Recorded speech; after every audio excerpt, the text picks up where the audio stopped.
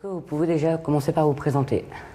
Bonjour, je m'appelle Giulio Calegari. Je suis venu ici pour présenter mon film Un monde merveilleux, qui est une comédie avec Blanche Gardin. Et c'est mon premier long métrage, et donc je suis ravi de tourner un peu avec ce film pour le présenter au public. Pourquoi avez-vous décidé de devenir réalisateur?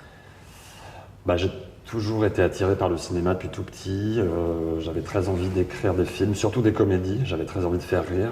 Je pense que quand on traverse quelques drames et qu'on a envie de donner le sourire à des gens, transformer certaines expériences ou certaines angoisses en comédie, voilà, ça m'a donné un gros élan et envie de comédie. Et c'est ce qui m'a poussé d'ailleurs aussi à faire ce film. Quel a été votre film préféré à réaliser entre Selfie, Eratom et Un monde merveilleux? Forcément, le dernier, c'est mon premier long métrage, parce que Selfie, je l'ai que écrit, je ne l'avais pas réalisé. Mais oui, Un monde merveilleux, c'est un premier long métrage, c'est un rêve d'enfant, donc forcément c'est une expérience à part, et le reste c'est des courts métrages. Donc oui, ma plus belle expérience c'est ce film-là. En plus c'était dans un moment très particulier de ma vie où j'étais papa, enfin je suis devenu papa, je suis toujours. Mais c'était ce premier film, premier long métrage que je vous présente. Pourquoi avez-vous décidé de réaliser ce film? C'est une comédie avec une actrice qui s'appelle Blanche Gardin, et c'est un buddy movie avec un robot.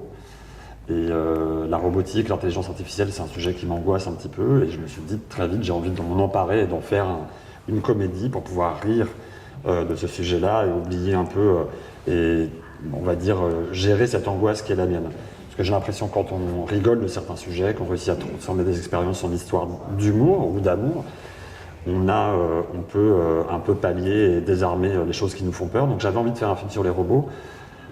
Parce que pour moi, c'est aussi un personnage comique très drôle. J'adore les films de Chaplin, de Buster Keaton, de Francis Weber, où on voit ces grands personnages de maladroits, de burlesques.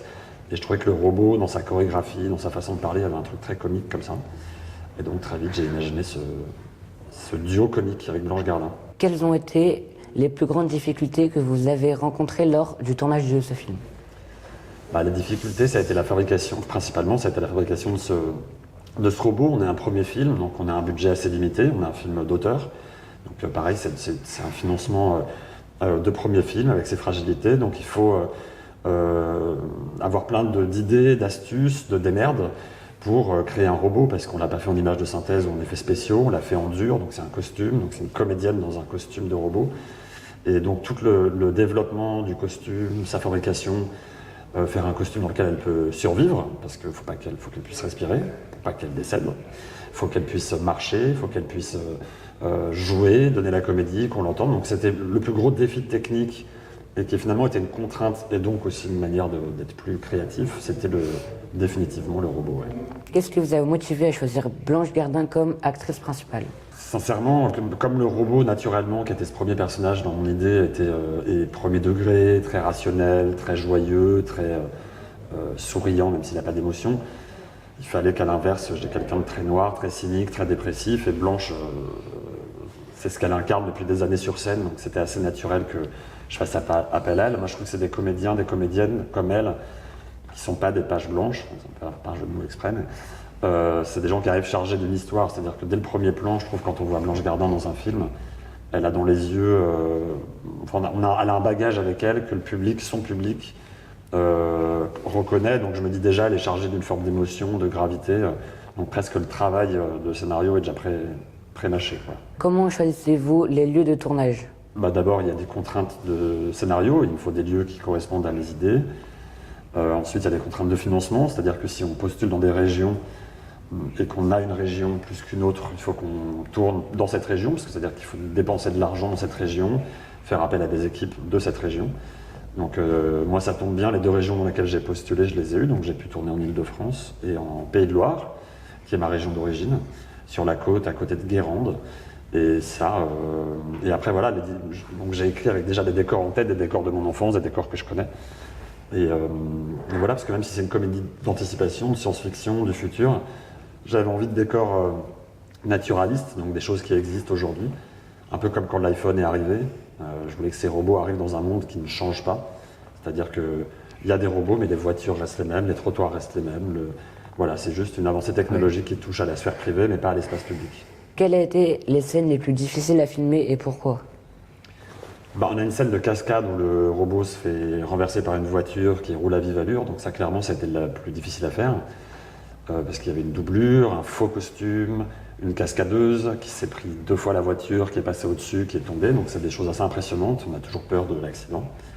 Donc clairement la grande cascade du film. Ouais. Quel est votre film préféré? Mon film de chevet depuis que je suis tout petit, c'est Les Temps modernes de Chaplin, parce que je trouve que c'est un film, au-delà d'être incroyablement drôle, c'est-à-dire que je rigolais quand j'étais petit, aujourd'hui je le trouve tellement politique, de critiquer l'aliénation par le travail, dans les chaînes de montage, où il y a des gens qui sortent de l'usine et puis il met un plan mouton complètement gratuit qui vont vers l'abattoir. Donc il y a quelque chose de, moi je trouve d'une modernité, puis c'est un chef-d'œuvre absolu, des scènes de poésie. Que pensez-vous des films de la nouvelle génération? Il y a un jeune réalisateur là, qui a fait une comédie avec Blanche Gardin qui est vraiment super. C'est moi. Non, la jeune génération,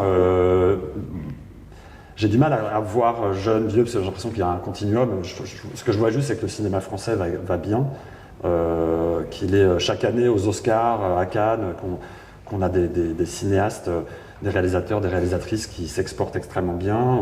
Je trouve, et j'espère que ce modèle culturel va continuer, mais qu'on a une créativité dans notre pays. Déjà, on a aussi des spectateurs dans les salles. Et on est un peu un dernier bastion, même pour tous les cinéastes du monde qui viennent en France pour faire des films et pour financer leur cinéma. Donc plus que jeune génération, je dirais, moi je suis fier de faire des films en France.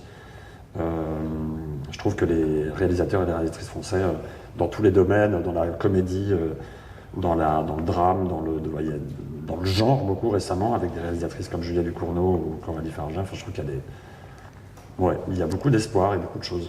Comment travaillez-vous avec les acteurs pour obtenir la performance que vous recherchez? Il n'y a pas forcément de technique, c'est un peu comme des relations humaines. Chaque acteur et actrice a sa façon de travailler. Il y en a qui ont besoin d'être très accompagnés, très dirigés. Il y en a qui ont besoin d'être très indépendants, de venir eux avec leur travail. Je crois que moi, ce que je découvre, et puis moi j'apprends, c'est mon premier film, mais ce que je découvre petit à petit, c'est de laisser un peu plus d'indépendance, de laisser complètement les acteurs et les actrices faire des propositions, s'approprier le texte, accepter que le film ne ressemble pas à ce que je voulais à la base et le scénario. Et il y a une forme de lâcher prise qu'il faut avoir, parce que les gens vont l'embarquer et en faire leur matière aussi. Et voilà, il faut essayer de ne pas donner trop d'indications, surtout pas jouer les scènes à leur place, c'est un autre métier que le mien. Et donner des indications de déplacement, peut-être juste de rythme. Quel conseil donneriez-vous à un jeune réalisateur qui souhaite se lancer? Moi, j'ai eu beaucoup de chance, donc je peux pas. C'est déjà le fait c'est vrai d'être né dans une grande ville, d'avoir des parents. Ma mère, elle travaillait dans le milieu culturel, elle était restauratrice de tableaux. C'est vrai que je me rends compte aujourd'hui de plus en plus que ça a été une chance pour beaucoup de gens de naître déjà avec ces avantages-là. Je parle même pas du fait d'être un garçon, d'être blanc, etc. Je tiens à dire que alors j'espère qu'aujourd'hui ça change, mais donc pour tous les autres, les seuls conseils que je vois qui sont du coup pas une expérience vécue, mais c'est ce que je vois avec les autres, c'est qu'il faut avoir deux fois plus envie que les autres, parce qu'il y a des milieux et des endroits où c'est beaucoup plus difficile d'accès, d'avoir des formations de cinéma, parce que par exemple une bonne formation à Paris, à Lyon, l'école Lumière, etc., quand les gens vivent sur place, ils peuvent avoir un logement. Pardon, je parle de choses très pratico-pratiques, mais au-delà du rêve et de l'envie de faire du cinéma, bien sûr, il y a vraiment des choses où je me dis, il faut déjà pallier à des injustices qui font que des gens peuvent se loger gratuitement pour aller dans l'école, et d'autres qui non. Voilà. Et moi, à la Fémis, pareil, il y avait finalement qu'une seule personne qui devait travailler à côté de l'école, qui venait pas de Paris à la base. Donc j'espère que ça va s'ouvrir plus, que ça va se fluidifier, qu'il y aura un peu plus d'égalité des chances. Il y a un mot sur lequel vaut un peu aujourd'hui. Mais oui, je pense qu'il faut en avoir doublement envie. Et puis après, je pense qu'il faut arriver aussi avec quelque chose de nouveau. Ok, merci, c'est fini. Merci. Bonjour, est-ce que vous pouvez commencer par vous présenter? Je suis Mathieu Mérité, je suis distributeur chez KMBO et on distribue le film Un monde merveilleux qui est présenté aujourd'hui au festival Ciné-Edison de l'Orgue. Je suis ravi d'être là pour pouvoir en discuter. Quels films ou réalisateurs ont le plus influencé votre travail? C'est hyper difficile à dire. Franchement, j'aurais tendance à dire que c'est des réalisateurs américains, parce que j'ai quand même beaucoup été bercé par le cinéma américain des années 70. Donc j'aurais tendance à dire Brian De Palma. Brian De Palma et notamment Phantom of the Paradise, qui est une comédie musicale sur fond rock psychédélique des années 70. Visuellement, c'est magnifique et les chansons sont incroyables. Donc, ouais, je pense que c'est ça qui a forgé un peu ma cinéphilie sur le temps. Qu'est-ce qui vous attire dans un film lors de la décision de la distribution? Le fait de distribuer un film, ça peut se faire sur plusieurs étapes. Ça peut être sur l'achat d'un scénario ou directement la vision du film dans une salle. Mais en général, je pense que c'est surtout du relationnel, c'est-à-dire que on rencontre les gens qui ont créé le film, on rencontre les producteurs. S'il y a un bon feeling entre nous, si on est sur un accord artistique, si on est raccord sur la manière dont on veut travailler tous le film, eh ben on fonce parce qu'il n'y a pas de raison que ça se passe mal. Au contraire, si on est tous d'accord pour avancer dans la même direction, ben ça se fait. Comment évaluez-vous le potentiel commercial d'un film avant de le distribuer? Ça, c'est toujours hyper compliqué parce que moi, on m'a appris qu'être distributeur, c'est savoir rester humble. On peut jamais être sûr de comment va fonctionner un film, on peut jamais être sûr de la réception qu'il va avoir, du public qu'il va toucher. Du coup, c'est très difficile, mais en tout cas, mon travail, c'est de faire en sorte que ça touche le plus de gens possible et que surtout, le film ait la plus belle vie possible en salle de cinéma. Quels sont les critères les plus importants pour choisir un film à distribuer? Si je vois ça d'un point de vue marketing, forcément le casting a un intérêt pour nous parce que ce qui arrive en premier chez le spectateur, c'est de voir des gens qu'il connaît ou autres. Mais finalement, encore une fois, le plus important, c'est l'art, la culture, comment le film est créé, si on est raccord sur la manière dont on veut le travailler et surtout ce que ça nous apporte humainement, c'est ça pour moi qui est le plus important. Donc ouais. Je dirais c'est surtout le relationnel. Comment travaillez-vous avec les réalisateurs et les producteurs lors de la distribution? Ça peut se faire en plusieurs étapes, mais en gros, le distributeur, il peut avoir un regard artistique justement, et donc si le film est par exemple encore en cours d'écriture sur le scénario, et qu'il a un distributeur, le distributeur il peut avoir son mot à dire et justement se mettre d'accord sur la manière dont on va avancer, apporter sa propre réflexion.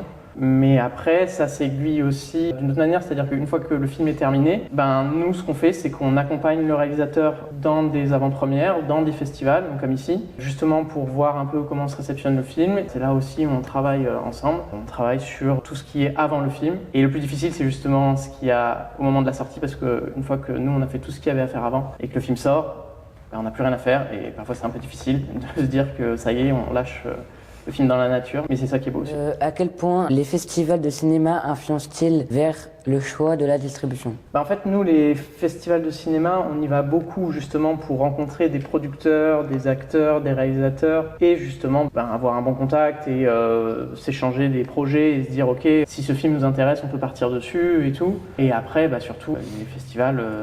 d'un point de vue purement cinéphile, en fait, c'est hyper important. C'est là où tu découvres plein de choses et où justement tu peux découvrir les nouveaux talents de demain qui ont plein de choses à raconter, plein de choses intéressantes à défendre. C'est un lieu de rencontre, pour justement faire évoluer le cinéma. Que recommanderiez-vous à un réalisateur ou un producteur pour maximiser la chance de succès lors de la distribution du film?